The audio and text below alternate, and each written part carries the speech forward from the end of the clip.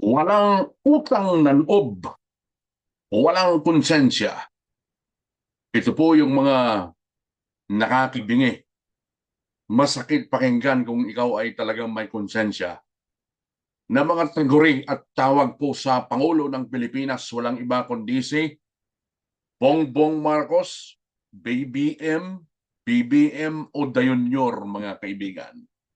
Ang pinakahuli, alam naman natin lahat, yung pagbawi ng suporta nitong si dating Ilocos Sur Governor Luis Chavit Singson, mga kaibigan, isang matindi at matinik na loyalista yan ng kanyang ama na si Marcos Sr., lalo na nung kabataan pa nitong si Chavit Singson, mga kaibigan, ay talagang loyal na yan. Alam naman natin, magkapit-bahay lang yung Ilocos Norte at Ilocos Sur. Matindi ang suporta na ibinibigay ni Manong Chavit sa pamilya Marcos, pero dahil po sa pinakahuli, mga kaibigan, na eleksyon na todo ang suporta ni Manong Chavit kay Marcos Jr., mga kaibigan, ang problema, base doon sa pahayag ni Manong Chavit, nagkaroon ng Alzheimer's. Ibig sabihin, nakalimot, nakalimot itong si BBM sa mga taong pinagkakautangan po niya ng loob o mga taong sumuporta at nagbigay po ng matinding tulong sa kanya noong panahon ng kampanya. Aba, oo nga naman. May kasabihan tayo, mga kaibigan, na ang hindi marunong lumingon sa kanyang pinanggalingan hindi makakarating sa kanyang paroroonan, mga kaibigan. O eto, tinulungan siya, nakarating siya doon sa kanyang paroroonan, ha. Naging pangulo siya ng bansa. Pero sa ngayon na umaatras na at binabawi na ng maraming mga supporters ang kanilang suporta sa kanya, matatapos pa rin kaya niya yung kanyang termino? Yun ang katapusan, di ba? Hindi natin alam, mga kaibigan, dahil isa-isa na maraming nagpapahayag ng kanilang pagbawi ng suporta sa Pangulo ng Bansa. Ayan, si Manong Chavit, isa na siguro yan sa mga pinakakilala, mga kaibigan, na umurong na, umatras na sa kanyang suporta kay Marcos Jr. At alam niyo ba, na pinatotohanan mismo ito, mga kaibigan, although nagsalita na, itong si Manong Chavit sa iba't ibang media organizations, nasagap na ng iba't ibang mga media entity yung kanya pong statement, mga kaibigan, after ng kanyang interview, sinusugan pa ito ng kanyang ate ni BBM mismo, mga kaibigan, si Manang Aimee. At ito ngayong kanyang sinabi, pinatotohanan ni Senadora Aimee Marcos ang mga nabanggit o binanggit ni Ilocos Sur o dating Ilocos Sur Governor Luis Chavit Singson, na tinulungan nito noon si Pangulong Ferdinand Marcos Jr. sa kampanya po noong 2022 presidential elections, mga kaibigan. Hindi natin masasabi na si Bongbong lang ang kanyang tinulungan, although yung kanyang buong grupo malamang ay ganyan naman kapag tumulong. Itong si Manong Chavit, hindi lang iisa kundi maramihan ang kanyang gustong tulungan. Sobrang matulungin to. Sa dami ba naman ng kanyang iyaman, mga kaibigan.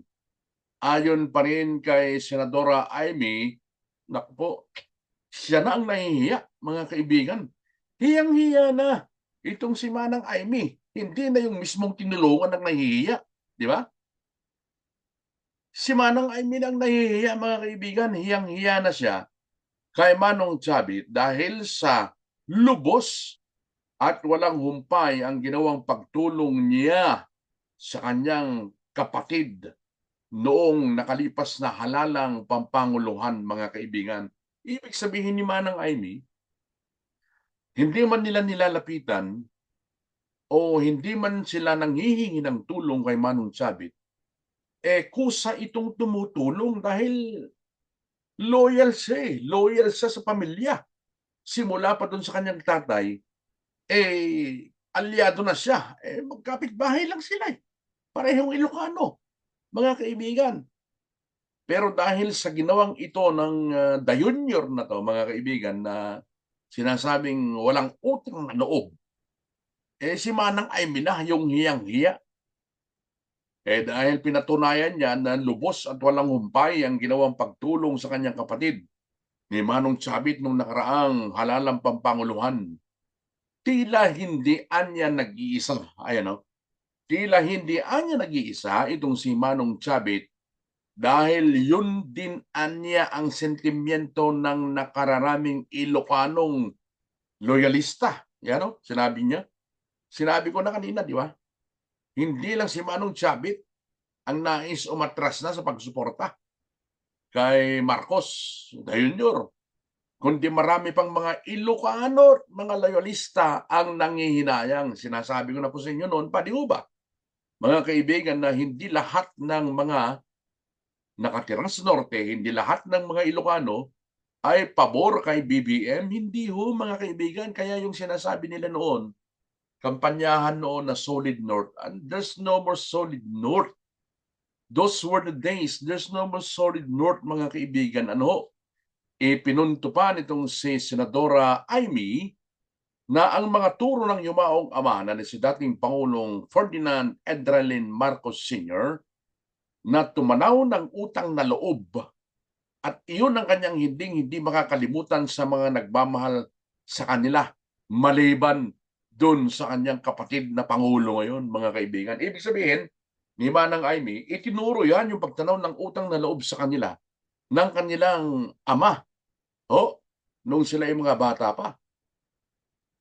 Ayan, itinanim sa kanilang isipan ang pagtanaw ng utang na loob na siyang isa sa mga magagandang ugali ng isang Pilipino, particularly ng mga Ilocano. Pero, para bagang siya na lamang ho, mga kaibigan, ang nakakaisip na ito at nakalimutan na nung kanyang kapatid, mga kaibigan. Yan ang nais ipahiwatig ni Manang Aimee. Siya na lang ang nakakakilala ng tinatawag po na utang na loob. Hindi na nung nakaupo sa Malacanang. Lumabas po, mga kaibigan, ang viral video ni Governor Singson kung saan ay sinasabi nito na tila walang utang na loob ang Pangulo matapos na tulungan niya noong 2022 elections ay hindi na siya kilala ngayon ni BBM. Sabi nga niya, mga kaibigan, tira nagkaroon na po siya ng Alzheimer's.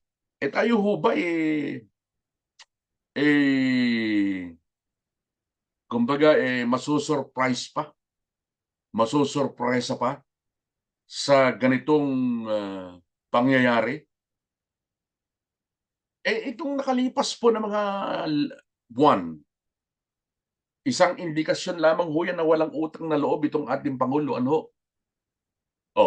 Balikan natin yung nangyari kay dating Pangulong Rodrigo Duterte. Anong ginawa nila, mga kaibigan? Anong ginawa niya?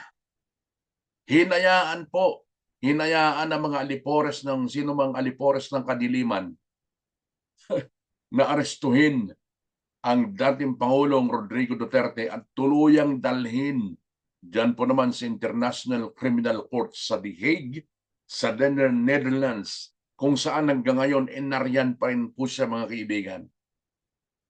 Meron naman sana siyang kapangyarihan dahil siya po ang Commander-in-Chief. Siya ang Pangulo ng ating bansa. Meron naman dapat siyang kapangyarihan na pigilan na mangyari yun. Pero nagtatago siya doon sa mga kung sino-sinong itinuturo niyo noon na wala kaming kinalaman diyan.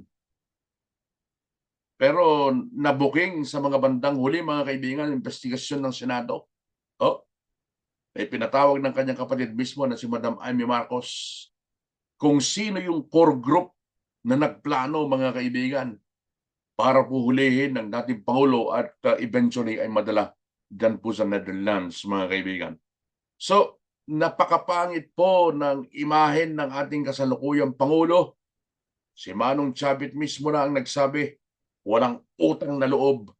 Pinatunayan ito ng mga aktwasyon ng Pangulo itong nakalipas na mga buwan nung pabayaang hulihin at dalhin sa ICC ang dating Pangulong Rodrigo Duterte. Sa nalalabing kulang-kulang na 3 taon, magtitiwala pa rin ba tayo sa kanya? Na kanya pong toto pa rin ang kanyang mga pangako noong panahon ng kampanya. Mga kaibigan, ngayong napatunayan na natin na wala pala talaga siyang utang na loob, mga kaibigan. Sa mga kaibigan ko po na hindi pa po nakakapag-subscribe sa atin po namang palatuntunang Kape at Balita sa Radyo Pilipino UK, kahit isang subscription lamang po para sa mas marami pang video na atin pong ibabahagi sa inyo. Mula po dito sa lungsod ng London, saan man po kayo naroroong bahagi ng ating daigdig, isang magandang oras po sa inyo. Ako po ang inyong kaibigan, ako po si Buddy Bernardino. Bye for now, mga kaibigan.